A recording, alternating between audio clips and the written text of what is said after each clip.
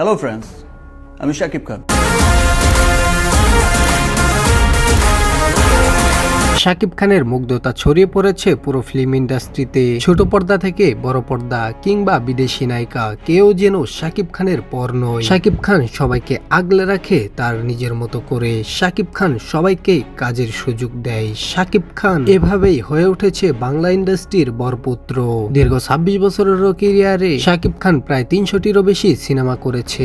সর্বশেষ প্রিয়তমা, তুফান, বরবাদের মাধ্যমে শাকিব খান নিজেকে নিয়ে গেছে এক অনন্য পর্যায়ে। এই অবস্থান থেকে শাকিব খানের সাথে কাজ করার অফার আসে তামিলের সব থেকে জনপ্রিয় এবং মোস্ট বিউটিফুল নায়িকা রাশমিকা মান্দানার তরফ থেকে। এবার রাশমিকা মান্দানাও চাই শাকিব খানের সাথে একটি ফিল্মে যুক্ত হতে। বহুদিন ধরেই এই অভিনেত্রী কাজ করে চলেছেন সোশ্যাল প্রাঙ্গণে। একের পর এক সুপারহিট সিনেমা দিয়ে রাশমিকা মান্দানার জনপ্রিয়তাও আকাশচুম্বী। ভারত বাংলাদেশ তো পরের কথা, পুরো এশিয়া জুড়েই রয়েছে এই নায়িকার জনপ্রিয়তা। সত্যি যদি শাকিব খান এবং রাশমিকা মান্দানা একই সাথে একটি ফিল্ম করে, তাহলে আমাদের বাংলা ইন্ডাস্ট্রির জন্য এটি হবে সব থেকে বড় পাওয়া। 2026 সালের শেষের দিকে 90 কোটি টাকা ব্যয় হতে পারে শাকিব খান এবং রাশমিকা মান্দানার সিনেমা, যে সিনেমার নাম আন্দাজ করা যাচ্ছে সাইকো। কেননা অনেকে ইতিমধ্যে এই সিনেমাটি নিয়ে কথা বলতে শুরু করে দিয়েছে। দর্শক, আমি তো পার্সোনালি চাই শাকিব খান এবং রাশমিকা মান্দানার জুটি দেখতে। আমার মতো যদি আপনিও চেয়ে থাকেন, তাহলে ভিডিওটিতে লাইক করুন, চ্যানেলটিকে সাবস্ক্রাইব করুন। ধন্যবাদ।